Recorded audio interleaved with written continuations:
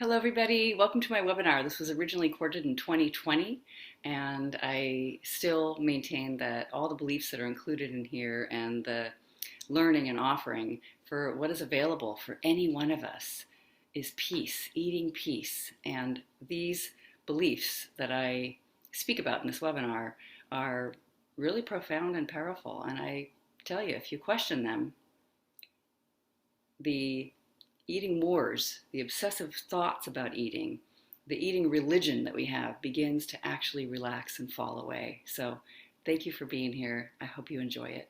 Please, if you ever have any questions, just give me an email, grace@workwithgrace.com. Lots of love.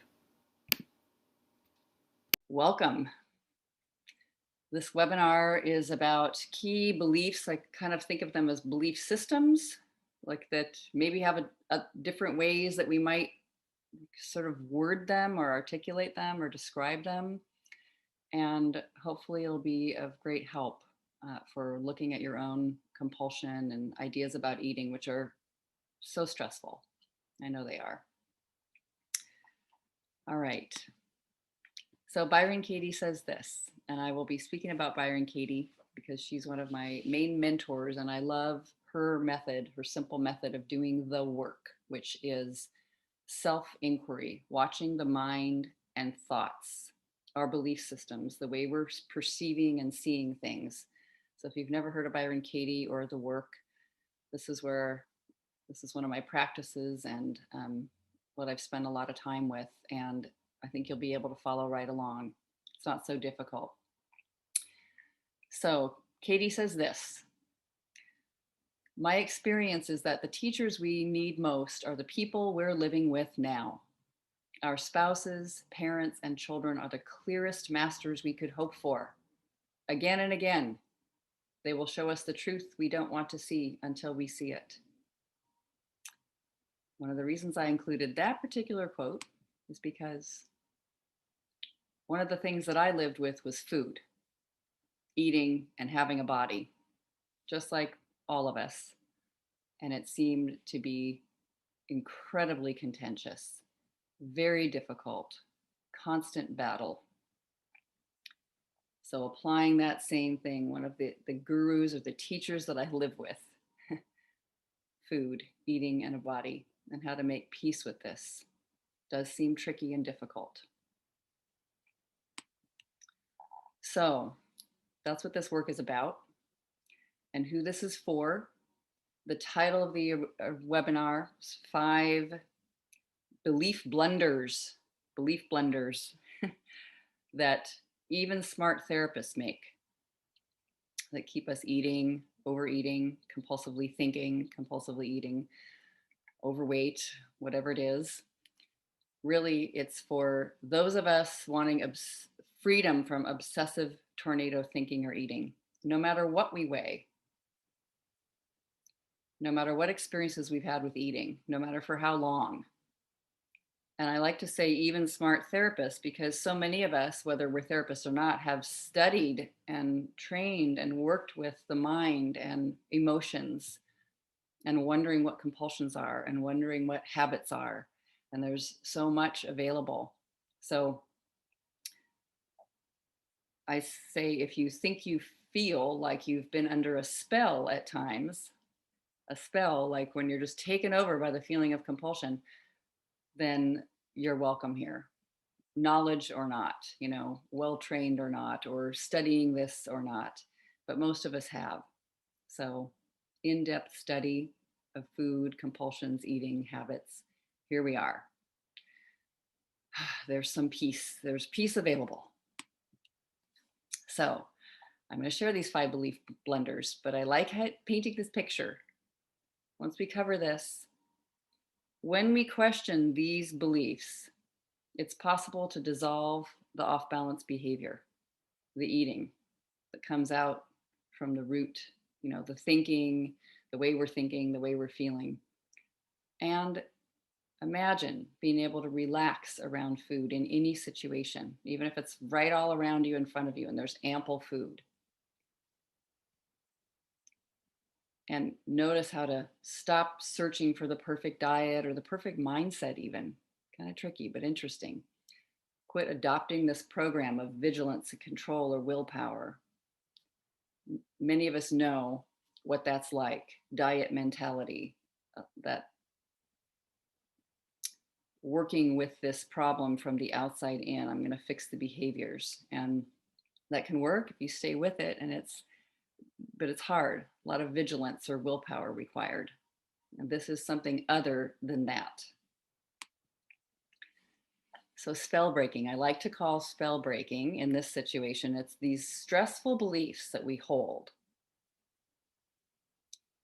I like to call them spells. Sounds sort of, magical-ish, but isn't that's what it feels like, that we're under a spell when we're especially in kind of our thinking about the problem. So definitely feels like a merry-go-round of suffering, very discouraged, renewed effort. And I believe eating, just studying eating, looking at eating, investigating it, being with it, can become an incredibly transformative teacher. It certainly has for me. All right. This probably sounds familiar, either one or all of these things. I've definitely experienced this in my life. You start out periodically with a new resolve to quit the overeating. You get all that, you know what that's like, to feel that energy. Apply the tools, stop eating off balance. Whatever that is that we're doing, probably the latest thing. Or secretly eating in private, very isolating. I find this particular compulsion quite isolating because we often have a lot of shame and doubt about it, and we don't want other people to see us doing it. I certainly ate a lot by myself. All binge eating was totally alone. I was not eating with other people. And yet, you can also go to parties or gatherings with lots of food and find yourself obsessed by the presence of the food there, maybe the whole time. Like, I'm ready to eat. No, I'm not eating. Talking to the people, not I'm not talking to the people. And even a voice of despair that says, you have so much education and training and nutrition knowledge. For those of us really well trained, coaching, health coaching, nutritionists, as I said, therapy, and still we can't get this eating thing right. Painful. So a little bit about me. Some of you know who I am. Some of you know I've been offering these programs, but in case you've never heard of me before, and here you are, I welcome you. And I'm not going to go on and on, but I want to say a few things. You can see me looking at my notes. All right. First diet. I kind of like this picture that's on the screen. First diet in 1976, age 14. I went on a diet with my mother. I'm sure she didn't realize the impact of it, and she felt like she was suffering from overweight or trouble with food her whole life. So she definitely had, beliefs in place that were difficult to even imagine questioning. So that started a kind of a build of off balance thinking, feeling, and eating and attitudes about my weight and my appearance and my attitude and my way that I ate that did not feel like it went away. It felt like it got worse. So it definitely, I can see, first diet stimulated a worsening of this trouble internally. So I thought at the time, nothing could be better than being thin. Doesn't matter what I feel. Nothing can be better than being thin. It was like a very hellish suffering. Within 6 years from this point, I was fully bulimic. That is, severely restricting my intake and then binge eating and vomiting and having episodes like that several times a week. That lasted for a long time. I was also constantly trying to lose 10, 20, or 30 pounds. Like the weight kind of ranged up and down. And this is different for everybody. Some people have enormous amounts of weight that are gained depending on what their situation is. And it doesn't matter. It's the compulsion within that is so, feels so destructive, feels so painful. I used to isolate and stay at home, avoid gatherings with large amounts of food.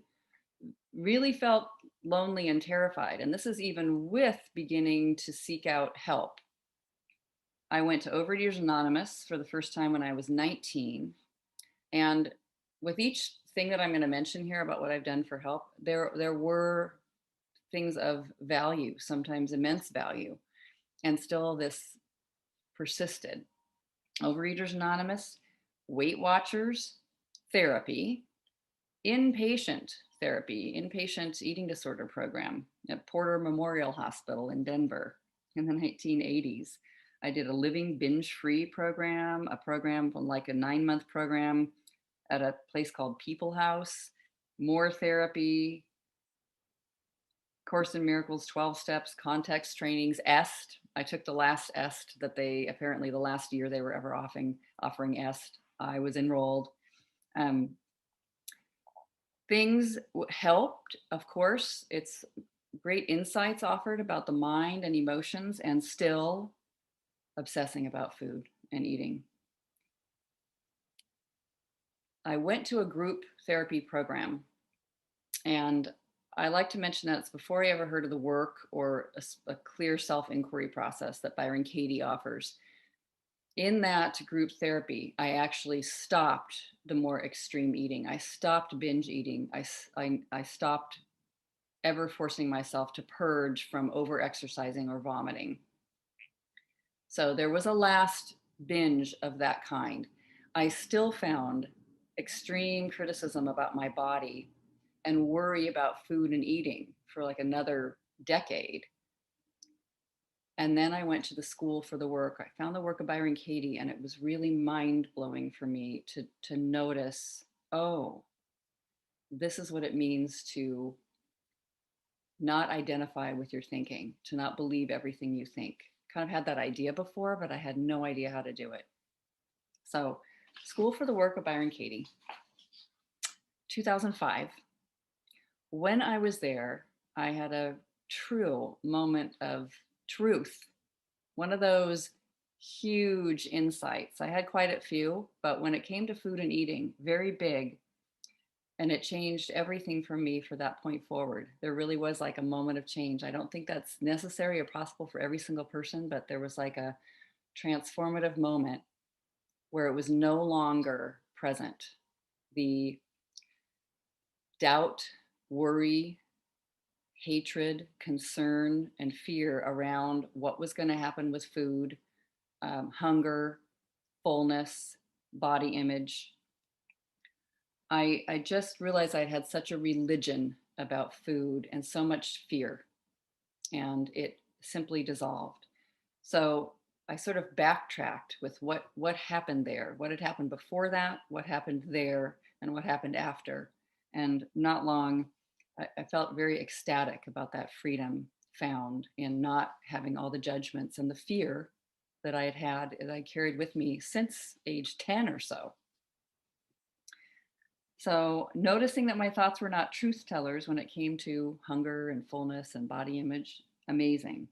So from that point, I did not immediately begin to work with people, other people. I was just looking at myself and like almost seeing like what happened there? What happened there? What did I find? What stopped being believed in my mind? And eventually looking at that, this is a picture of me making a presentation at Institute for the Work, people who are training to become facilitators in an annual event, and talking about working with people with eating issues of all kinds. So it felt so wonderful to be able to even be in that position, like amazing to me. And first Eating Peace Retreat, 2011, which is amazing to me because that's like almost 10 years ago, only for 2 days. First Eating Peace Process, a much shorter group online in about 2013, in 2013. And I wrote an ebook, which some of you've probably read, and maybe that's how you found your way here, on thoughts to question to end eating wars. So just good to hold that image of that we've all imagined. And, I love image, imagined about where we want to go. Once we shift these beliefs, you don't feel like being crazy with food or eating. Like that's what can be offered. The reason I like to say this is because sometimes there's experts, physicians, people that I've encountered that say you will always have trouble. There's always going to be trouble with the mind. You have to be vigilant. You have to be on the ball with your healing or your recovery or whatever. And I just don't think that that's necessary, not in that particular way. I think there's this, you're able to realize that something is wrong with you isn't true. And foods are not dangerous. And this experience of eating isn't something to be frightened about.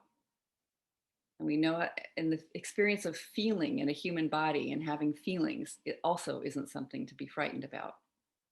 So we can eat with joy and peace that you might remember from when you were a child. I do know that some people who come into this work and have tried so much feel like they don't even remember ever having a peaceful experience. Even in their childhood, things were tricky and hard with food and eating. But probably when you were born,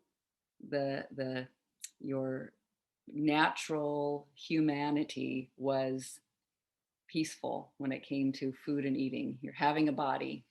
And so it's possible for anyone, I know it is, to find a sense of peace around this without shame or worry. Okay. In other words, there's a way out.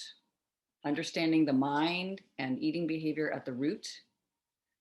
Yes, there's considerations for the physical food, but it's not all the enormous focus on dieting that we often experience to solve this problem. Okay. Belief number 1. I kind of think of this as a two-parter. We begin to see this isn't safe. It isn't safe to have this body that gains weight, that has a body, that there's so much going on here. That person or those people or I myself cannot handle this situation when it comes to food or eating or having feelings, being alive as a human.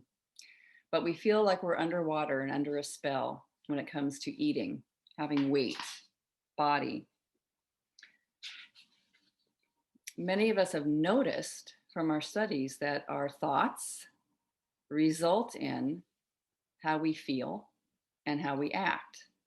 But it's like we still were in there. We're under the spell.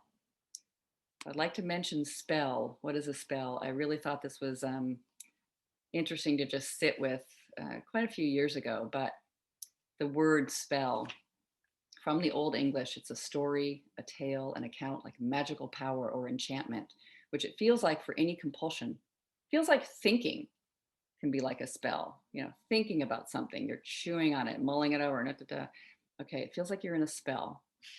I love this, that communication, words, in whatever language it is, we call it that we're spelling the concepts, we're spelling words. So just to communicate, to speak, to share a story is a spell is cast. It's just, can we also question it? That's the power of the work or self-inquiry.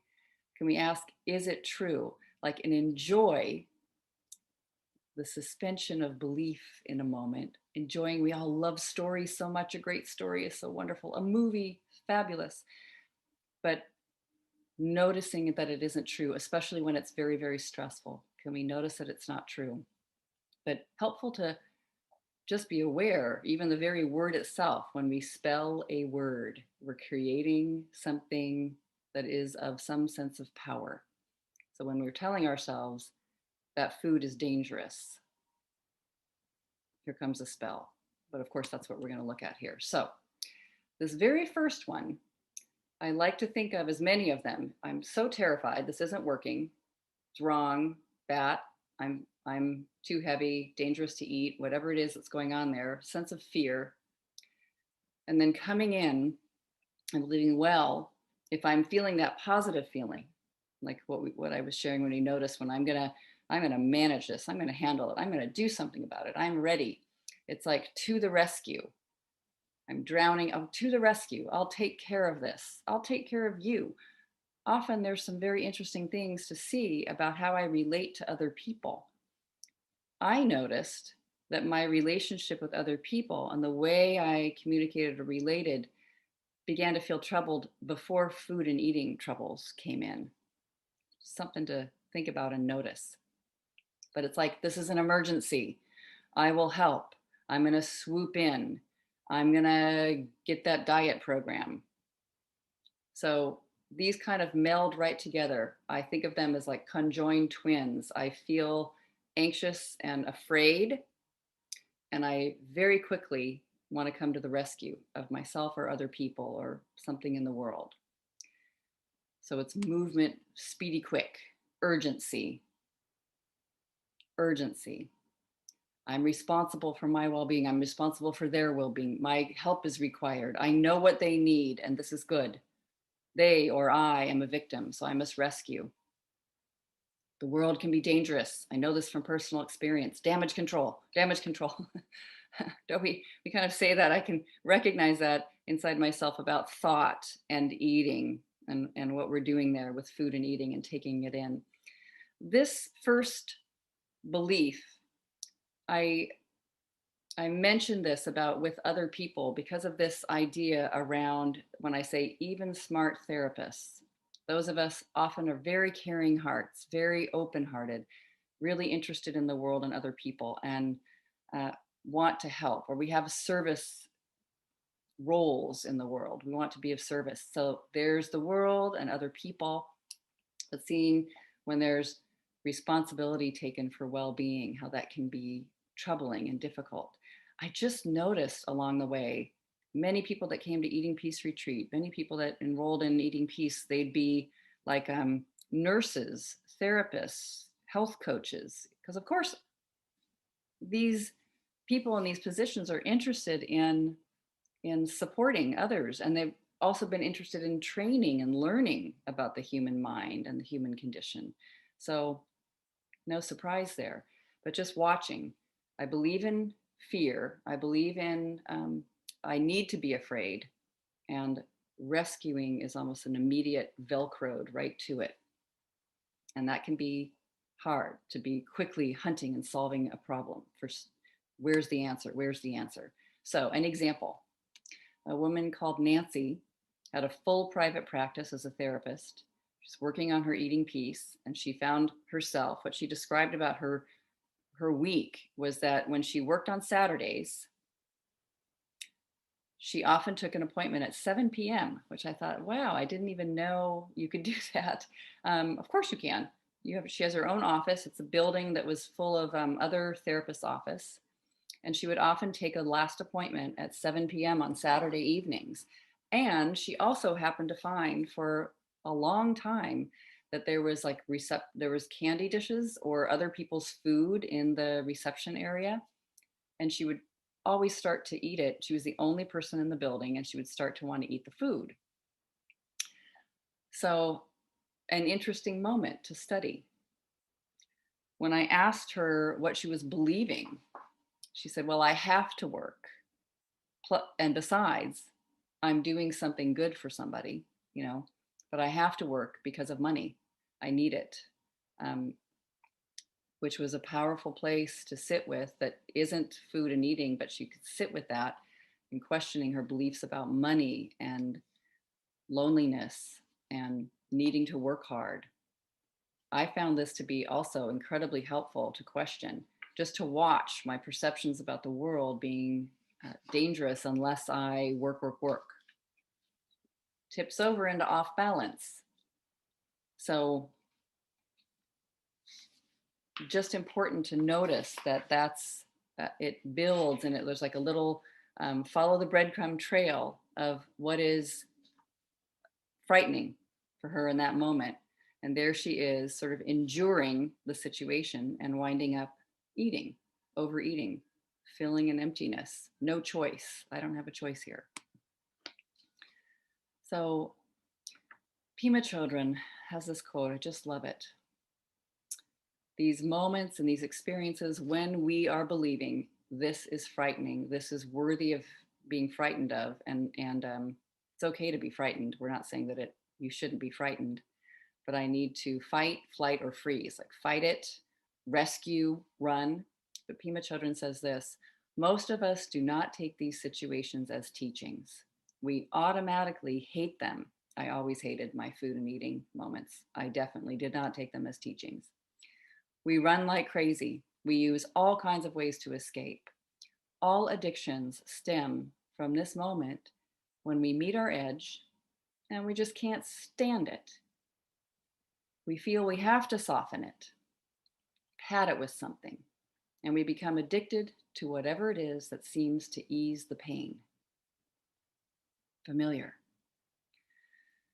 Compassion is not a relationship between the healer and the wounded. It's a relationship between equals. So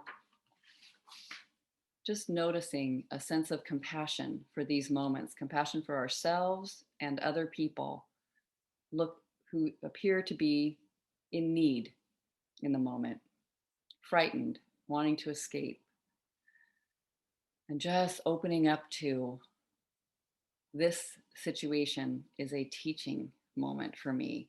It's just to experience it. I don't even have to know the exact thing that's being taught, just to relax even a little bit in the moment. It's an amazing way to work with fear. Okay, so the work of Byron Katie. Many of you who are here have probably heard of the work of Byron Katie. It's moderately well known. Sometimes I get surprised when people say, and I've never heard of it. I don't know what that is. What is that name? Byron Katie. That is her given birth name. But this is a picture of Byron Katie. And it's simply a modality of self-inquiry, probably most likened to cognitive behavioral therapy, if you're a therapist, which just means we're looking at what we're thinking and believing that causes suffering. And there are 4 questions, and then finding turnarounds. 4 questions and finding turnarounds for looking at what we think is terribly frightening, despairing, disappointing, sad. What I found was, even though the method seems like it's simple, it's 4 questions and we're asking them in a way over and over again and finding turnarounds. But this is really true, this practice, like meditation, when we question our thinking, our perspective, the world changes. How we're seeing the world actually shifts and changes, sometimes dramatically, sometimes in a tiny little bit that we might not even be able to easily identify well. It felt dramatic when I was at that first school for the work, because you're sitting for 9 days in the question, is it true? And noticing, that's the first question, is it true? But it can happen slowly, and it can happen in your life in a daily basis, just being aware of that, of the thoughts and the 4 questions. So I'll be sharing some of these with you. We'll do an exercise. Spell number 2, belief number 2 to question. So just taking a look at that, the fear. Spell number 1. Spell number 2, having this body. A lot of the fear from in the first perspective is about the body. For me, that beginning diet was really all about the body, wanting to be thinner. So these kind of get lined up very closely together. Really important. Some of you have done this work, like noticing, and really important to be aware of how strong it is that I believe the body needs to be a right way, and it can be a wrong way. And then exploring that a little more. How do I know that? How is that true? It doesn't mean we're just throwing the entire thing out the window, like that health doesn't even exist or disease doesn't exist or something in a very extreme way. It's just noticing I have a body as a human being, and the identification with the body. This body is who I am. And when I say this body is unacceptable, I'm believing that who I am is unacceptable, showing up in this body. So how do we work with this one? seems so big. I love questioning the perspective of thinness and fatness. What I find in this one is there's a huge belief that thin is right and fat is wrong. We have loads of proof for it. And to sit with this work, of course, does not mean fat is fabulous and thin is terrible. We're not like flipping it around. It's just noticing the whole entire story, the depth of believing in this, and how it feels like a dangerous motivation to move into, even holding on to thinness when you're not feeling peace in your daily life with food and eating feels so hard. So, of course, lots of proof that thin is better and fatter is worse. But I found immense healing in questioning the belief that thinner is better than eating peace today. The way I held this belief, thinner is better, is that I don't care what I feel or think today. We are just focusing on thinner is better. I know it's true. I know it's true. So I don't care if I have eating peace in this moment today at the next meal. I have dread, perfectionism, desperation, and all that it doesn't matter.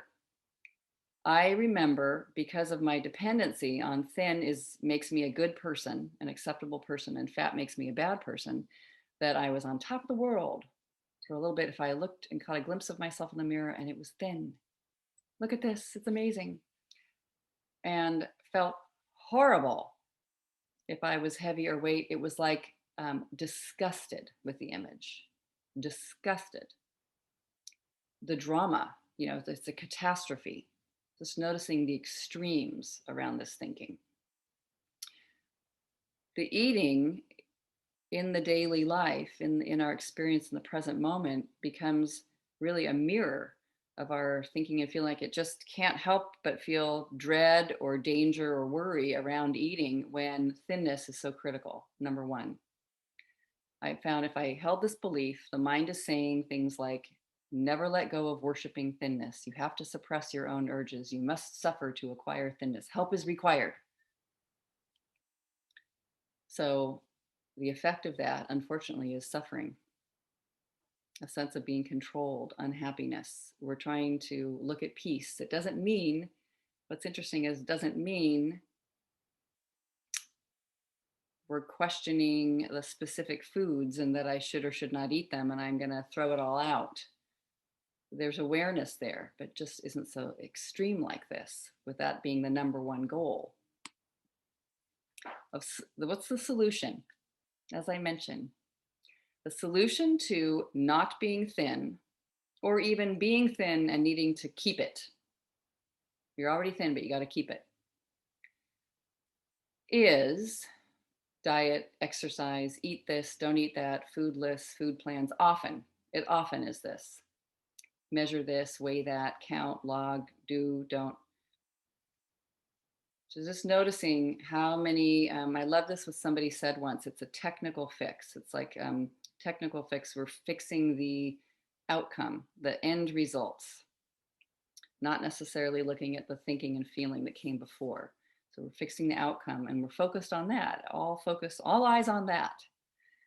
And it gets very, very frustrating and it goes up and down. I'm either on the wagon or off the wagon. Okay, so lots more, just an endless kind of train of being in this modality. I'm either on or off. There's a good way and there's a bad way. So just as a little exercise, noticing the image that you see here on the screen, these silhouettes. It's funny how our minds will probably immediately go to what's good and what's bad, what's favorable and what isn't, what I want to be and what I don't want to be.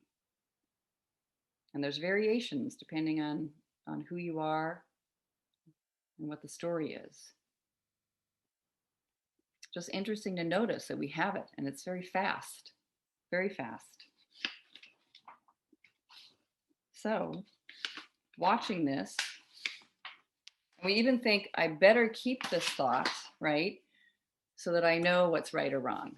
Like, who would I be? I'd be a crazy person if I don't know what's right or wrong when it comes to the body. So it's powerful to notice this perspective and question it, because you can find so much freedom then, no matter what your body shape or size or weight today. And it doesn't mean it isn't going somewhere peaceful. That isn't, you're not like on the way up, that you're in a mode of eating everything in sight. Like at the end, when you're, probably some of you have had that experience where you're actually thin, but you're just so tired of the efforting that you're eating. And, you're just thinking, I see the trajectory going up in weight. That it's wonderful to notice, can I find peace today in this moment without panicking, without all the panic, and not identify that who or what I am, the body that I am, is fully me and it means something about me in this moment. Here's the great series of questions to ask, as if you almost could approach it with a don't know mind. What does the image mean? Unedited. You can look at yourself, you can see those images that I just showed you, or you can consider yourself, looking at yourself in the mirror, which can, I know, be painful for some of us, extremely painful. I felt like I could barely do it. The first time that exercise was ever offered to me was when I was only in my early 20s or so, and I learned it from Fat as a Feminist Issue, this book that was written that was very interesting at the time. Had some of these ideas about questioning your perspective, the cemented belief about how things are and how they're supposed to be. And I could not do it. And then the exercise was offered again 20 years later, and I could barely do it again. But looking at ourselves in the mirror, looking at that image, or looking at the specific body part that you don't like. I would always pick my thighs, looking at those thighs. What does it actually mean? What do I think it's saying? What does it mean about me? What will other people think if they see it? What's the worst that can happen if this never changes? It's an incredibly powerful question. The mind might answer very quickly. What's the worst that could happen? I find to be able to question that we need to suffer about how the body is appearing is so radical. If the end goal does not become my appearance, but peace today, how exciting that could be for us. And it doesn't mean, how are you more likely to be in kind of a right sized body or right weight, or weight that balances to whatever works for you, whether you're attacking yourself and freaking out and controlling things and putting food into categories of right or wrong today, or relaxing with what is today, feeling peaceful about what is. I also notice if you feel peaceful, you don't want to binge. And there may be foods that you actually don't eat. It's just noticing what works for you and what doesn't, without all the literature. So, Byron Katie says this beautiful quote: everyone has the perfect body. It's like right now in this moment. If you weren't able to compare your body to any other, what could possibly be lacking? Without the mind's comparison, no one can be too fat or too thin. You might hear your mind objecting. Wait a minute, I am too fat. Da, da, da, da, da. But just holding it, listening, it's not possible. It's a myth. Comparison keeps you from the awareness of what is. If this body story were true, it would mean that no fat person could ever be self-realized, no one in a wheelchair, no one old or sick, no one who's not beautiful. That would leave out practically the whole human race. Under this theory, none of us would have a chance for freedom. People think they need to get their life perfect first, and then they'll have peace. Can we just do it from here now? Does not mean I'm resigned and I will never be thin or balanced. Could be that if I can do it from here now, today, the body will wind up following, maybe faster than you think. I really find freedom comes from investigating these beliefs about eating, about foods or certain specific foods, and about body image and how these fit into our perception of life. So we've learned to believe the body's appearance means, acceptance, connection, or rejection or abandonment.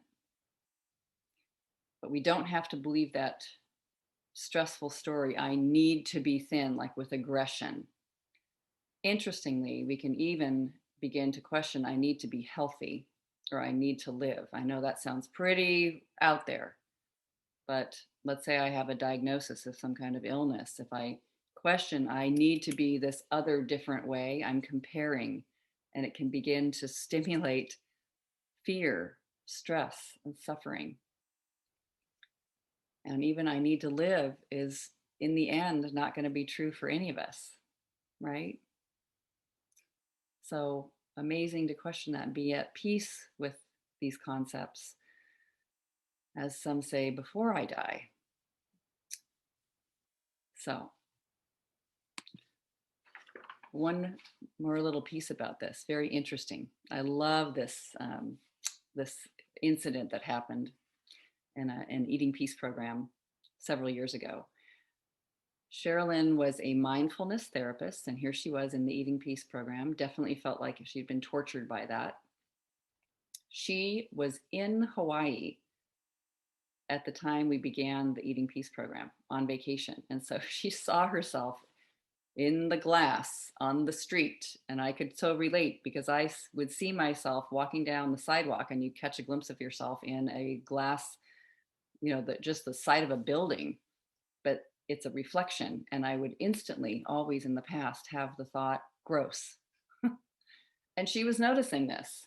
She felt dismay and really disturbed by the belief I need to be thinner. And it was very inspiring to sit with her, use her own mind through the work, answer the 4 questions, and find other possibility and potential for just absolutely thinking of that as true. Something lightened up, and we talked probably a whole year, 18 months later, and she said it's still the case. So much lighter. Beautiful. Practicing that. Byron Katie also says this: every story is about body identification. Without a story, there is no body. Amazing. So that brings us to spell number 3. Belief number 3. My thoughts, which is where this mind sort of goes next. Well, then my thoughts about my body or about fear maybe haven't been true. Well, that's a great pondering. It's a good thing to wonder. And what I love noticing is that before inquiry was possible, everything I thought was potentially true. My thoughts are real. My thoughts are true about this. My thoughts are important. My thoughts are interesting. And I know they are. Nothing wrong with them being there. I mean, I've been very interested in my thoughts. That's why I'm even here and do this work, and why I love the work of Byron Katie so much, or self-inquiry. But just noticing how I know my thoughts are real, true, important, interesting is I begin to feel strongly immediately when thinking certain thoughts.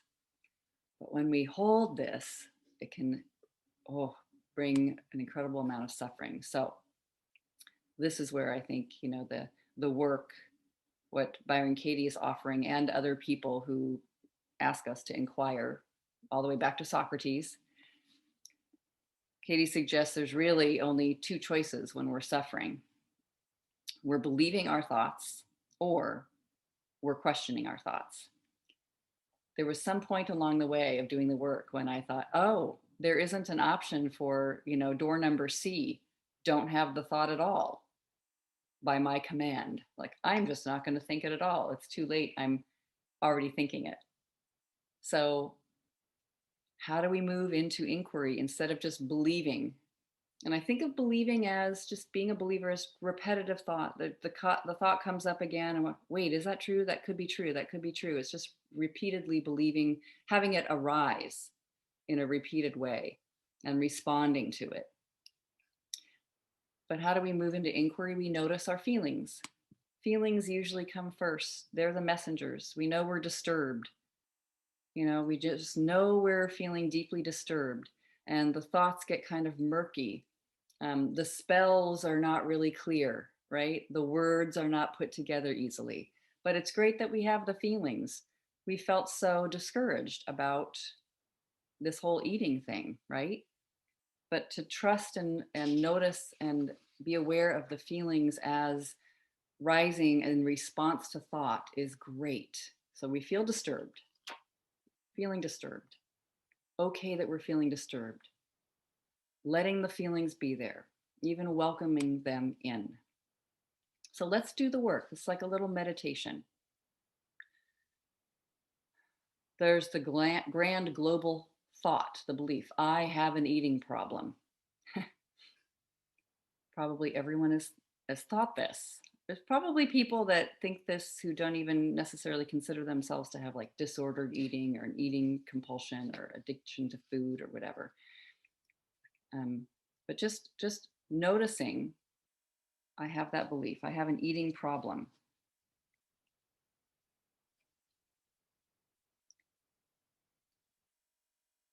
So let's just do the work on this.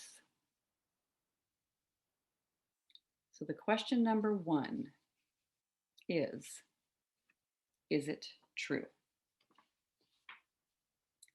You can even consider yourself looking in that mirror or remembering having a binge. I have an eating problem. Is it true? The mind might say immediately, well, of course, that's why I'm even here. That's what we're looking at. I love there's a second question. Can I absolutely know that that's true? I personally find a no simply because it's not there every moment. It hasn't been there every moment. I'm asleep sometimes. I'm attending to other things. We think of ourselves, we'll say words like, I just eat constantly, nonstop, all the time. And that's not even actually true. I have an eating problem. Can I absolutely know that that's true? And it's okay if your answer is yes.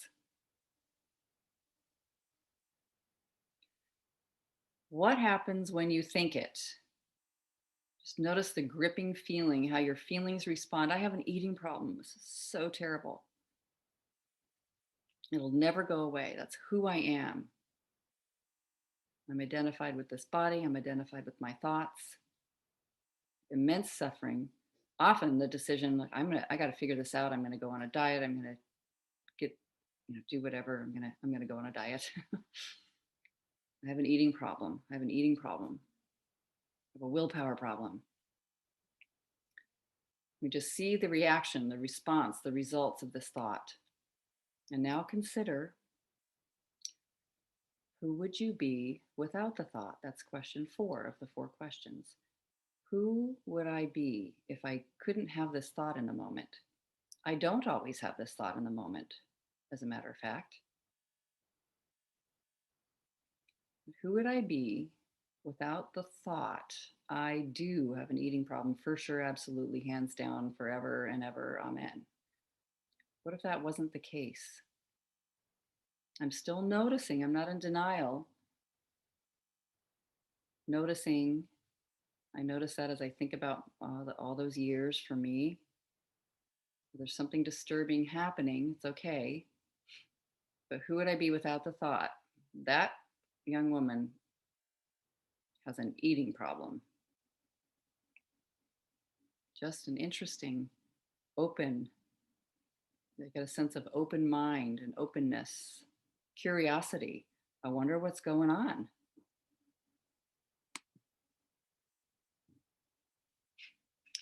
So now we do an exercise at the end called turning it around.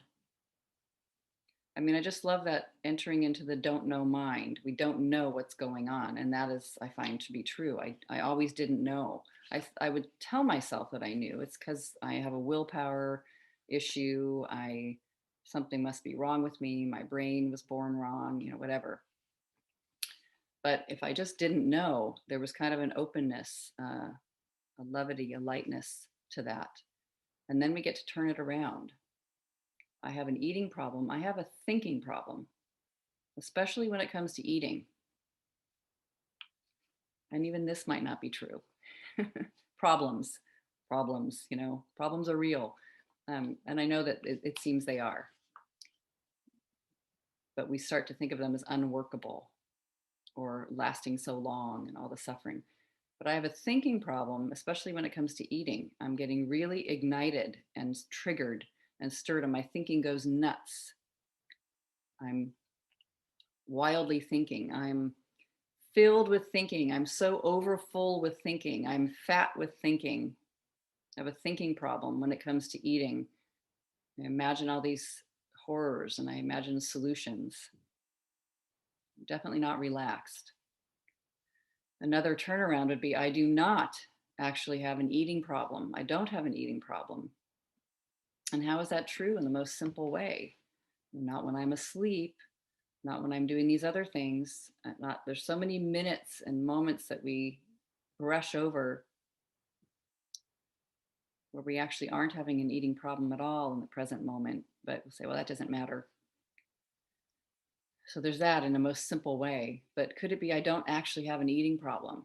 There's something happening here that's, the a perfect storm of everything coming together the way it does that results in overeating or overthinking or undereating or off balance eating of whatever for whatever reason. And so many of us have had this experience. So maybe there's something important to look at here. And of course, the turnaround, an eating problem has me. It's got me. It's like there's a web of thought. What we're even looking at today, these thoughts, these beliefs, the systems of belief, these ways that we're thinking, and it's got me. It's got me in its grip. I am not remembering who I am without a thought. I'm not even seeing that I'm something, that there's something alive here that exists, that's being human, that has no thought. The thoughts are all like storm clouds, hurricanes, tornadoes. I'm forgetting that those all happen with the sky in the background. I've heard that beautiful metaphor.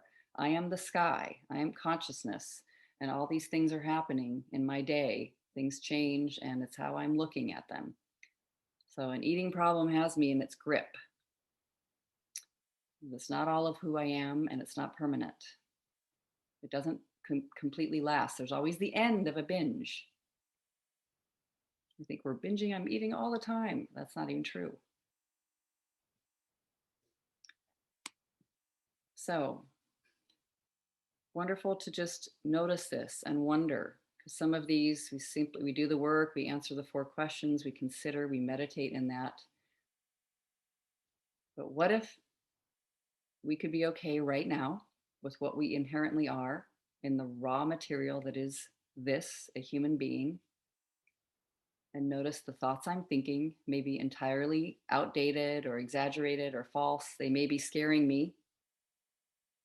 There's the thinking. Often thinking is sort of old, repetitive, applies to yesterday.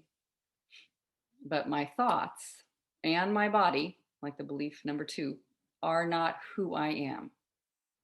They're not the all of me. They're not everything that I am. There's a presence here that isn't my thoughts about my body, about food, about eating, and my body itself. So Katie says this: put on paper the part of your mind that is saying these things. Chatter, chatter, chatter. You can't stop the story inside your head, however hard you try. It isn't possible. That will just require willpower, which never really ends up working. But when you put the story on paper and write it just the way the mind is telling it, with all your suffering and frustration and rage and sadness, then you can take a look at what's swirling around inside you. You can see it brought into the material world, into form. Awesome. So it becomes more simple. I write down, I identify the spell, I write it down, the word using the words that I would say, no matter how immature or tantrum like or difficult they seem. I write it down and I take them through the 4 questions. So, an example of how all this gets woven together. I think it was powerful to mention. This is before, it was early, a first person that I began to work with before I made any classes or programs or did a retreat. A woman named Lynn came to work with me. She had lost 100 pounds in the past, and I think more than once, like many of us have had that experience, the up down yo-yoing on the weight scale. But we looked at what happened for her when she was down at the thin point that she thought was the right place to be. And she described how when she grew thin, she had other things that she told herself about food and eating and connection. So at her goal weight, she thought, this is a good time for me to date. I'm worthy of dating because I'm thin, which really hints and shows us what we believe about thinness, meaning connection and love from other people. It's like tied to it. But I'm acceptable. I'm going to date. And so she got involved with several different men. And then in stress and exhaustion, she gained all her weight back. I mean, she just noticed it was like this turning point of not liking that experience. And it was important because we identified it and began to do the work. It's like connecting with what was really painful, what felt frightening, what felt like full of suffering. Most of us will say it's fantastic to be thin, but there were actually things behind floating in the background for her based on experience. So there's no wrong about it. But thinness was not necessarily that safe for her. So looking at that, she had a more relaxed perspective and didn't want to scare herself by getting thin like that in that particular way again. So people sometimes say, when in this belief number 3 that is worthy of questioning, my thoughts are important, my thoughts are interesting. What about urges? Because they're thoughts, right? You have a thought in your mind. The main thing that's there about a compulsive urge is huge thought. There I am, I just want to eat. And the thought seems so real. I have to eat it all. I have to eat it now. I can't tolerate not eating. Think about something else. It'll be like yelling at you. Nothing is as good as eating something right now. So just noticing that they're like a fire alarm. They're screeching and screaming and going off. And sometimes they say, like even just asking, oh, what's going on, honey? With compassion.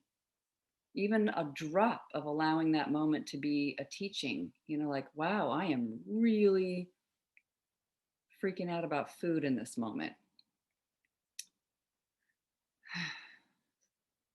Am I my thoughts, though? Do I have to do everything my mind tells me? Who would I be without that thought? Who am I?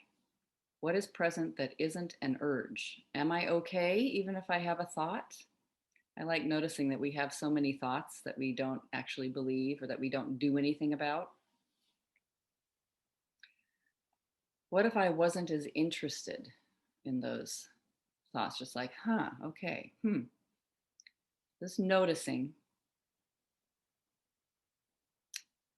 Maybe these aren't so significant. Often I would say when I have a thought about eating and then immediately this gripping feeling of defense, like, don't think about food. No, I don't want that thought about food. And it would sort of be like very important, very significant that I'm thinking these thoughts about food and eating. And avoid it, do your tools, quick, panic. Just like what a different space to be in, to just let those thoughts be there, like just doing what they do and allowing them to be here, welcoming to be here. Sometimes we'll say this is about noticing. All this work is about noticing the contents of the mind and what it means to not believe, even studying and wondering, what does it mean to not believe something's true? And sometimes the mind will say, just noticing isn't going to do any good.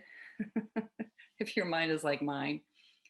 But it's amazing what it can do. It's amazing. Who are you without a thought?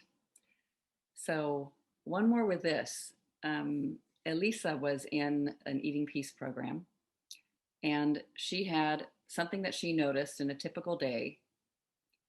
When her daughter was having a tantrum, she felt extremely impatient. So it was just watching these moments of discord and suffering, and not only just food and eating. And later that night, she binged. And this wasn't a one-time experience. This was many times. So she noticed her thoughts about the tantrum, her judgments. She was judging that tantrum. It's wrong for my kid to want this. I have to say yes to make the tantrum stop. I can't say no when I feel upset and I'm having a tantrum with eating and food. The only way to stop this tantrum is to say yes. And she just got to look at tantruming.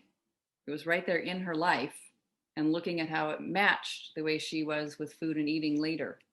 So even if you've never had a child yourself that you've been in cared for that's had a tantrum, just think about the tantrum feeling experience of believing that what you're thinking is the truth and it's interesting and important. And just seeing, how do I make strong feelings go away? They aren't comfortable. We can question, they have to go away. Is that true? All right. So her turnarounds were, I'm in favor of. I approve tantrums and demands. It's okay that they're there. I approve. Let them be here. They're already there. It's good for the mind to say, it's all right that they're happening. Within, without. It's right to want food. I love noticing that we are dictators sometimes to what we want or don't want. And in ways, we aren't in charge of what we want. Like, it's too late. We already wanted something. We'll say, oh, you shouldn't want that. I'm like crunched down and aggression, and I'm angry and violent with myself. And you already wanted it. So it's nice to notice I should want it. Let it be there. And I can question that I have to say yes for the tantrum to stop. I have to eat something for the urge to stop. Is that true? Just the way and Alyssa know that the 5-year-old doesn't need, the only way for the 5-year-old to stop tantruming isn't to give her the shiny toy. We know that we watch children and it just passes and they forget about it and they realize they're not that interested or whatever. They just move on quickly. What she noticed in the turnaround was, I have to wrap my arms around myself with compassion, just like she felt towards her child once she inquired and didn't feel so aggressive about it. The way to stop the tantrum is to be with it, stay present with it, not against it, not make it go away, not fight it. It's an experiment you get to try. So, quick summary of these first 3 ones so far. We notice the belief that the world is dangerous, food is dangerous, danger, danger, danger, and the tendency to become a rescuer or a super giver. Second one, body identification. You can call it identification crisis. I like that. Identification crisis. I am my body and it's bad. Questioning that, we're looking at that.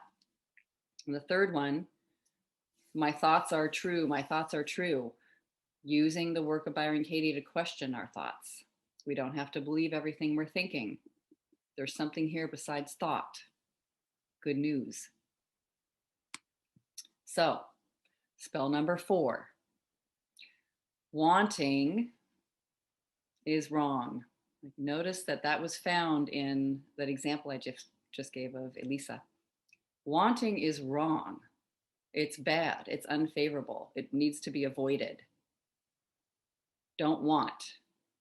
Such a strategy. This would be really difficult. This would lead to me starving myself. I know I just won't want food at all. I'll just get to where I'm really comfortable with hunger. It flips you the other side. Don't want. Katie says this: many spiritual paths, I'm told, take a stand against pleasure, but life becomes difficult when you are against anything.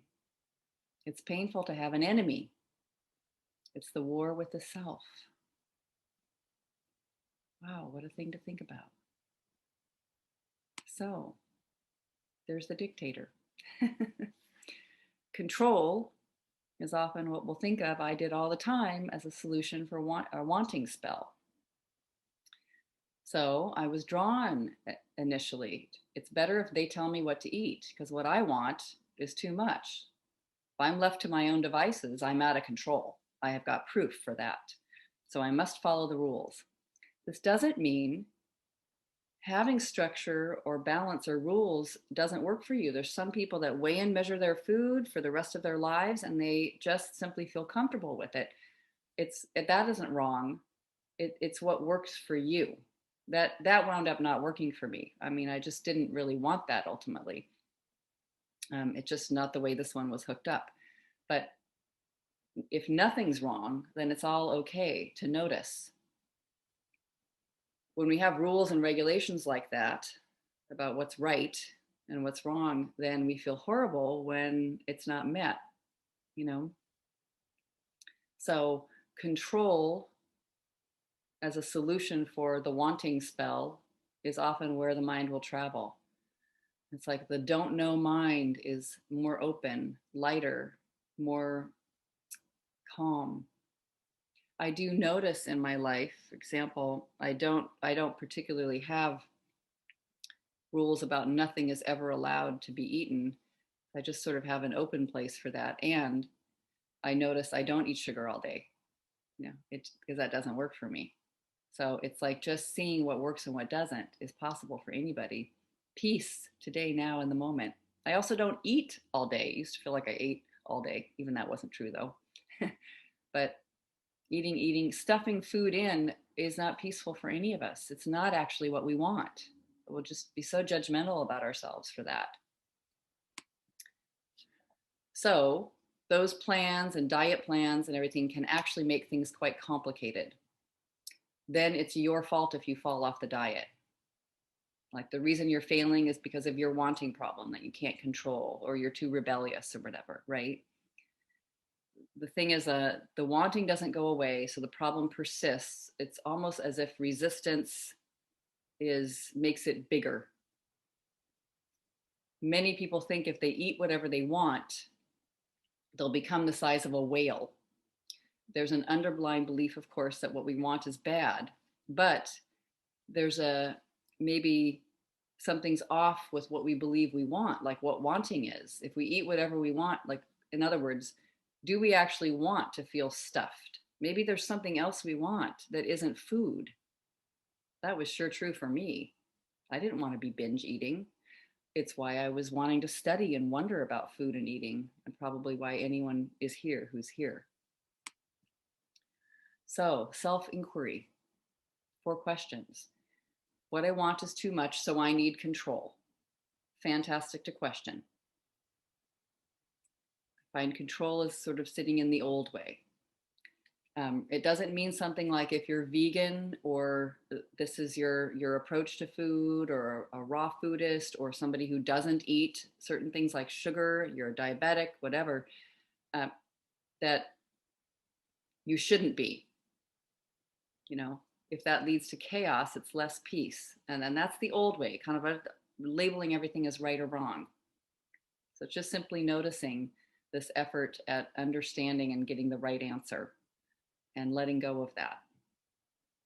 We're just interested in what works. So I like this imagining, like with this, because we sometimes have thought so clearly, I know exactly what works and what we're supposed to do, and then I don't do it.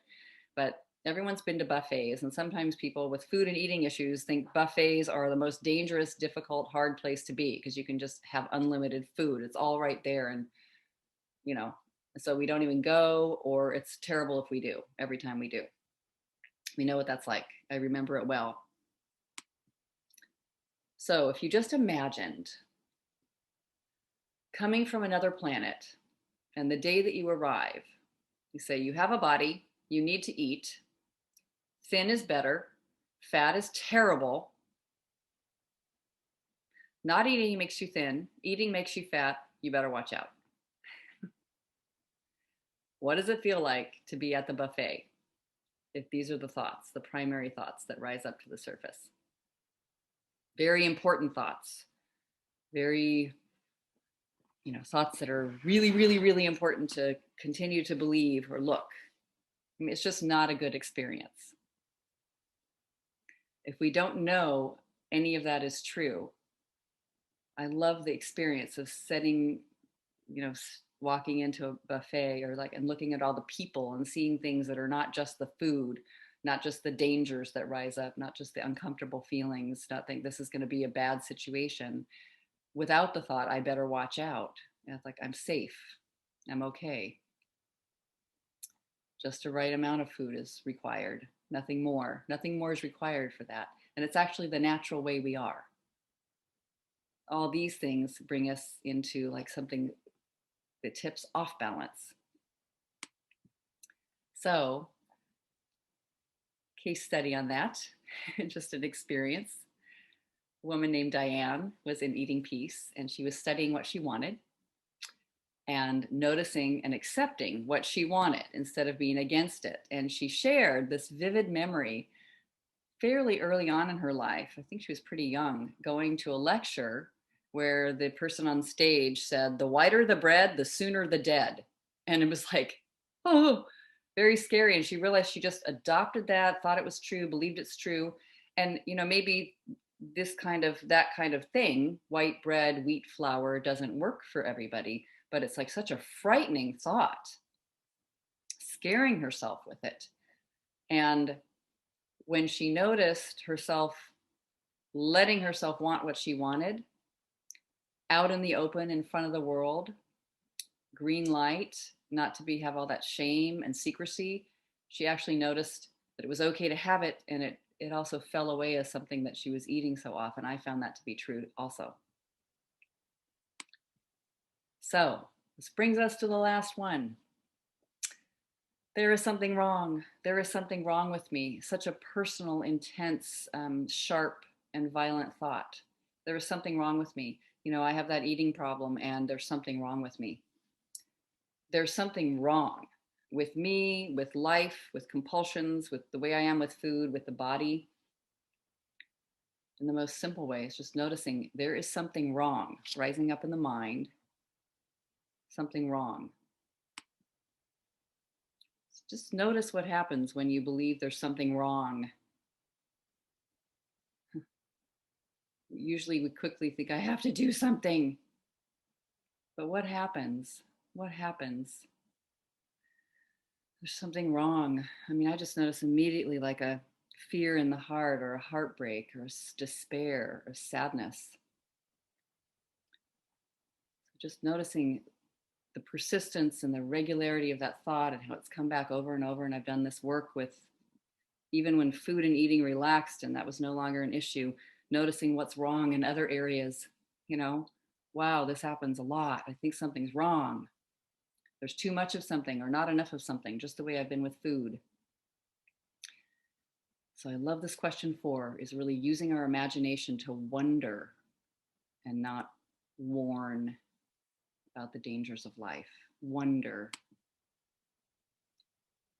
I have noticed this mindset around food and eating and dangerous and fear. These beliefs have sometimes been in place for years. It's okay that they have been. They've been there, repetitively thought. So they determine, think, feel, act, have. So I think something, I feel something, I act so quickly, and then I have the results that I've got. So I need to investigate my stories in order to behave in new ways with people and with my own mind, and of course with eating and food and having a body. I just notice when I'm questioning my suffering thoughts, those voices in the head, eating becomes less interesting, or eating becomes not interesting at all in any off balance way. So another quote from Katie, she says, "You are the storyteller.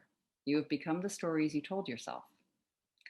and what you are, and you are what lives prior to every story. Story, suffering. Inquiry, no story, no suffering. Freedom is possible in every moment.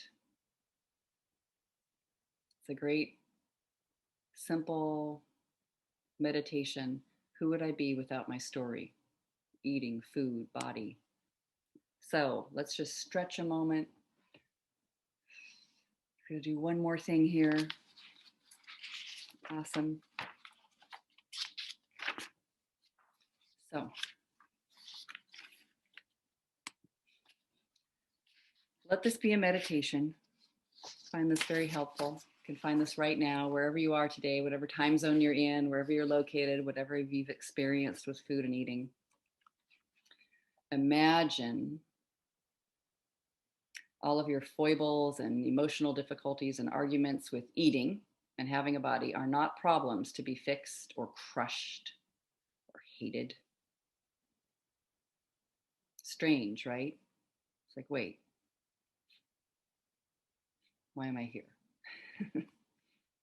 And also just an interest in noticing off balance, curious. Who are we without our thoughts about eating and shoulds and shouldn'ts and hunger and fullness and fear? I need to eat now. Is it true? I'm too fat in this moment. They only need me because I'm helping them. I'm lonely. Life is tough. I have no pleasure except food. I've heard that one. Is that true? Just noticing. Is it true? Who would we be without the belief, I've screwed this up for so long? Just any of your thoughts that are happening in the moment, just opening. Who would I be without my thought? I love noticing that thoughts come and go anyway already. They're not there all the time. So 5 beliefs. It's not safe, rescue needed.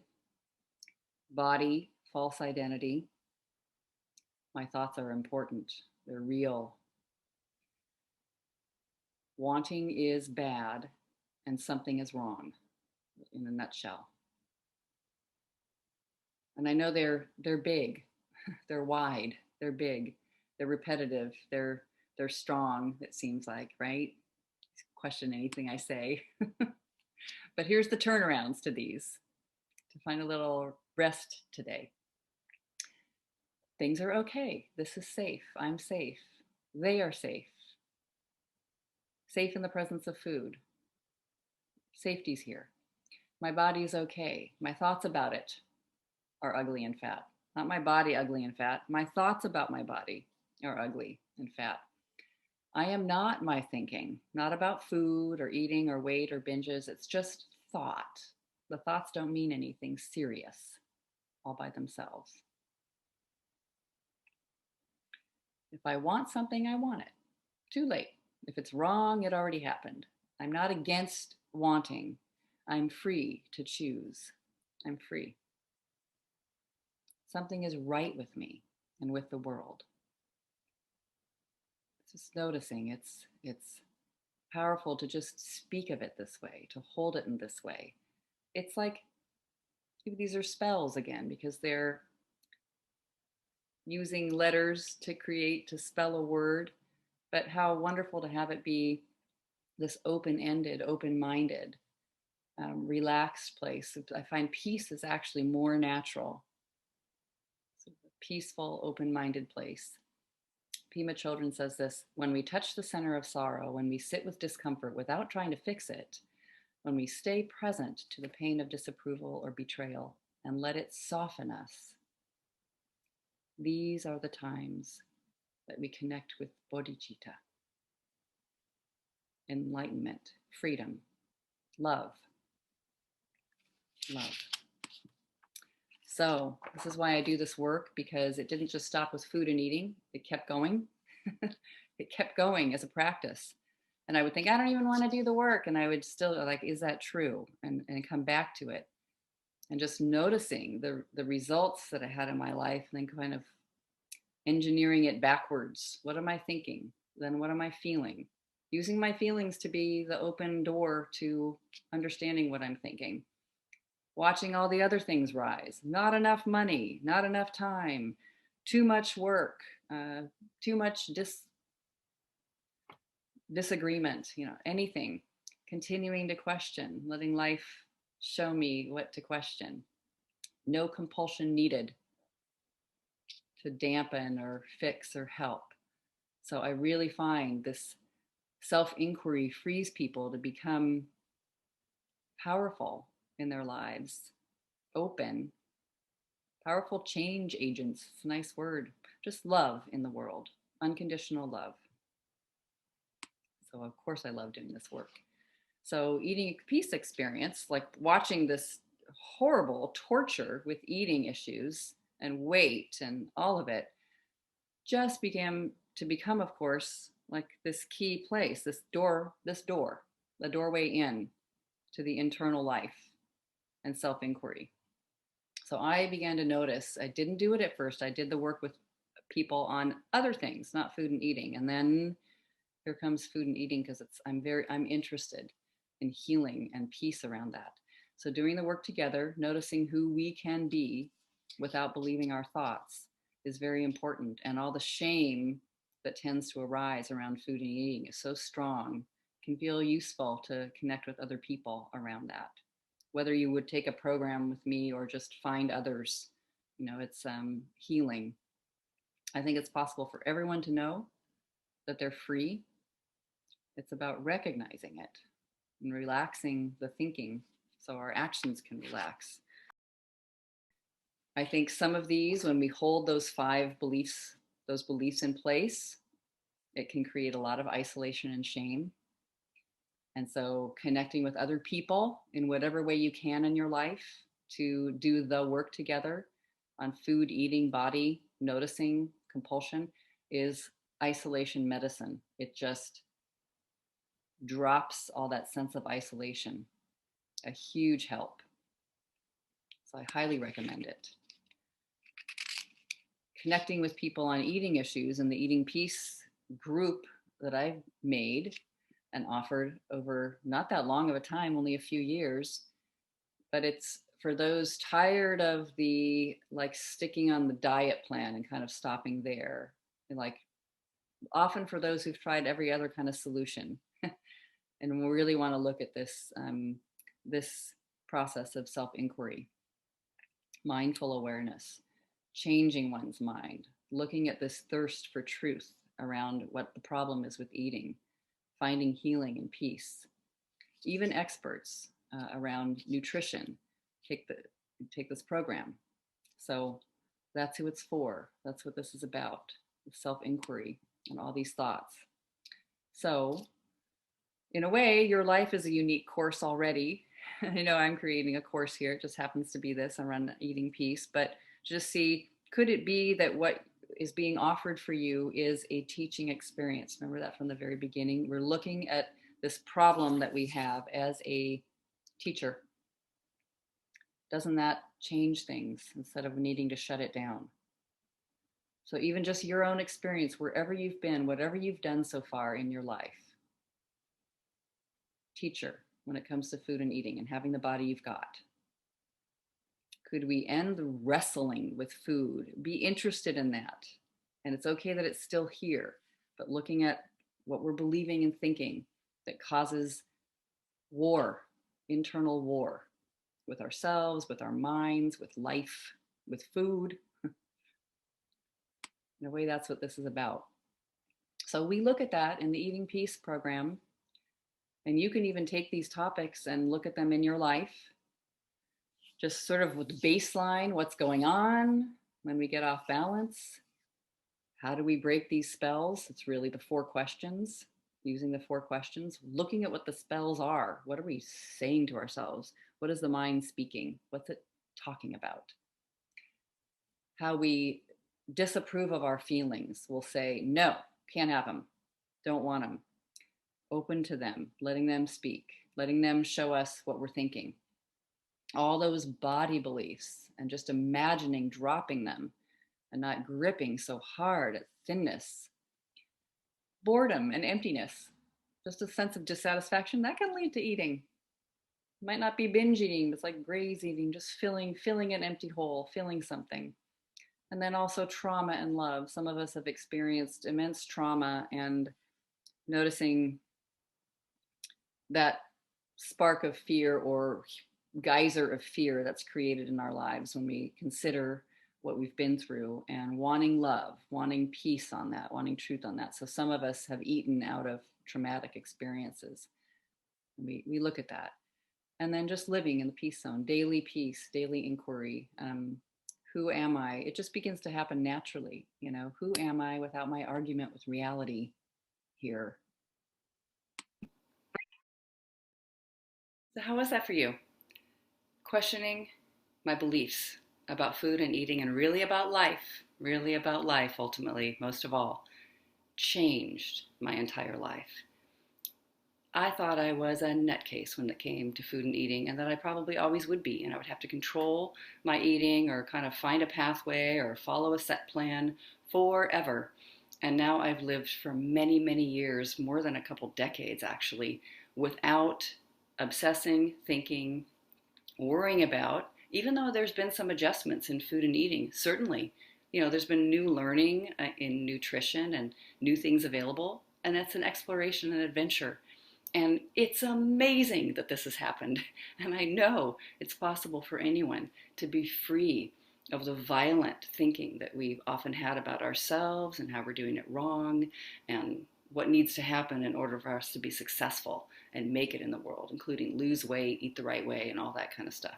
So I hope that if anything that comes to mind about all of this is that you are thinking, and your thoughts are not who you are.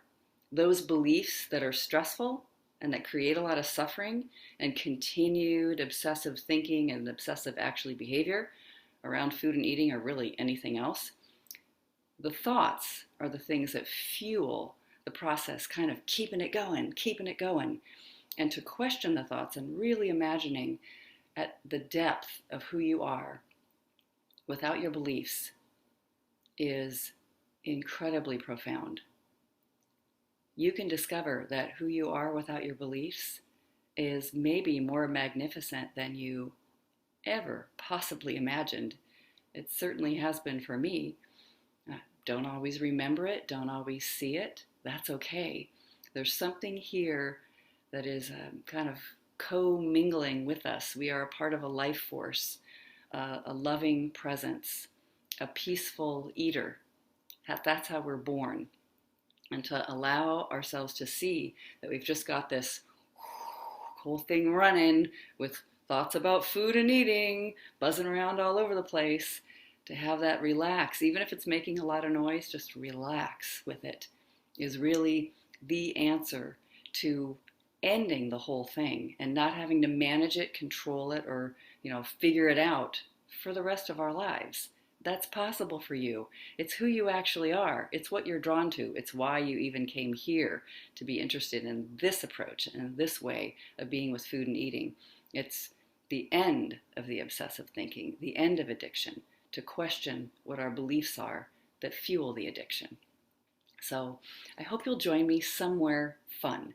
We have a free Facebook group, Eating Peace Inquirers, that available to anyone, or I just come in once a week. Right now, at the time of this recording, it's on Tuesday mornings at 8 a.m. Pacific time to live answer questions. And usually the questions have been sent to me beforehand, so you don't have to actually be there live. And I speak to that. Then there's the Eating Peace Inquiry Circle, which is something that just out of a lot of people asking for it, is an ongoing circle of people that want to question their thinking over and over again. And the practice, like meditation, together. I love that the acronym that Eating Peace Inquiry Circle happens to say is EPIC, E-P-I-C. It's epic, and it is. You can come and go as you wish. You can come stay for a month if it's not for you for any reason right now. If you're traveling, whatever, you can drop it. And you can also choose the right fee for contribution for yourself. There is then also an Eating Peace Basics course that is follow along all by yourself, just to do it in the comfort of your own home, in your own place, with 8 classes that were taken by people who agreed to be in this program and offer it up as a gift, really, which they did. I mean, it's amazing, as something that would supply, awareness and um, education and freedom for this kind of conversation around eating peace that is available to you. That's in the courses section on my website, workwithgrace.com. And finally, there is an immersion course, and that one's called Eating Peace Basics, by the way. And there's an immersion course where there's a gathering together of people who really want to get into it deeply and stay connected and in contact. And we usually start this in the fall, and it runs for several months, and you get close personal attention, and there's other people in there that will also be supportive to help you along your way. So that's the Eating Peace experience, and many people have expressed how much they've gotten from that, and how life-changing it can be. Once you take it once, you can actually opt in to take it again, and you never have to sign up for the full tuition again.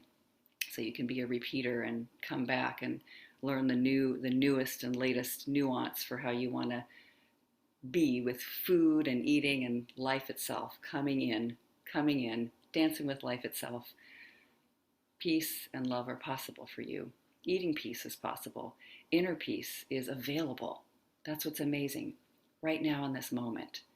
It's just getting our minds so that we can see more clearly without all the fear that's been involved. There sure was a lot of fear for me. So do I suffer? Yes. Do I have fearful thoughts? Of course I do.